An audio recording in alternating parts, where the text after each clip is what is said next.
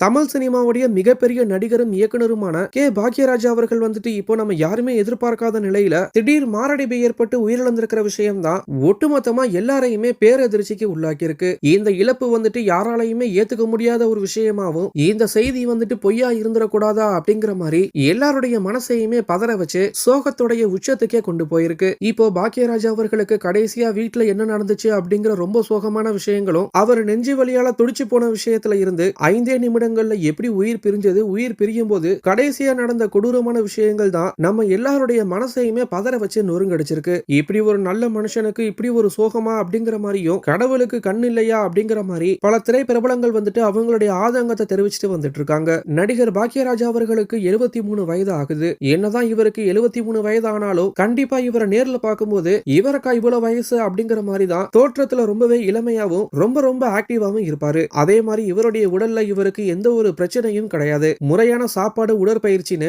பாக்யராஜ் அவர்கள் ரொம்பவே ஆரோக்கியமா தான் இருந்துட்டு வந்தாரு. ஆரோக்கியமா இருந்த மனுஷனுக்கு தான் மாரடைப்பு ஏற்பட்டு அவருடைய உயிர் காலையில பிரிஞ்சிருக்கு. இதுல அதிர்ச்சியான விஷயம் என்ன அப்படின்னு பார்த்தோம்னா, நேற்றைய தினம் இரவே அவருக்கு லேசான கைவலியும் நெஞ்சு வலியும் ஏற்பட்டிருக்கு. ஆனா அவங்க வேற எதை பத்தியும் யோசிக்காம இது சாதாரண வலியா இருக்கும் அப்படிங்கிற மாதிரி அதை பெருசா எடுத்துக்காம விட்டுருக்காங்க.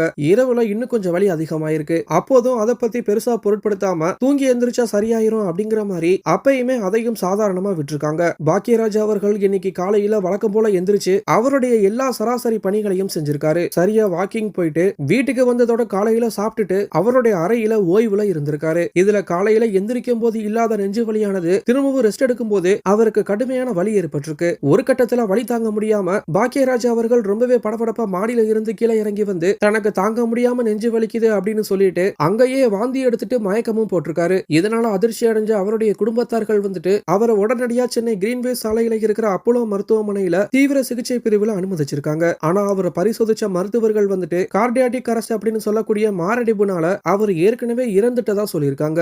இதனால பேரதிர்ச்சி அடைஞ்ச மகன் சாந்தனு அவர்கள இருந்து ஒட்டுமொத்த குடும்பத்தார்களும் மருத்துவமனையிலே கண்ணீர் விட்டு கதறி எழுதிருக்காங்க. கார்டியாட்டிக் அரெஸ்ட் அப்படிங்கறதுனால அவருடைய வீட்டிலேயே உயிர் போயிட்டதா சொல்லப்பட்டிருக்கு. நேற்றைய தினம் இரவே சுதாரிச்சு மருத்துவமனைக்கு சென்று இருந்தா கண்டிப்பா பாக்யராஜ் அவர்கள் இப்ப உயிரோட இருந்திருப்பாரு. நல்ல மனுஷனுக்கு இப்படி ஒரு நிலைமையா அப்படிங்கிற மாதிரி தான் நம்ம யாருமே எதிர்பார்க்காத நிலையில பாக்யராஜ் அவர்கள் இப்போ காலமாயிருக்காரு. எல்லாருக்குமே இந்த செய்தியானது நம்ப முடியாத அதிர்ச்சியையும் நீங்காத சோகத்தையும் ஏற்படுத்தி இருக்கு. இத பத்தின உங்களுடைய கருத்துக்களை கீழே இருக்கிற கமெண்ட் பாக்ஸ்ல போஸ்ட் பண்ணுங்க. மேலும் இது போன்ற முக்கிய செய்திகளை தெரிஞ்சுக்க நம்மளுடைய சேனலை சப்ஸ்கிரைப் பண்ணுங்க.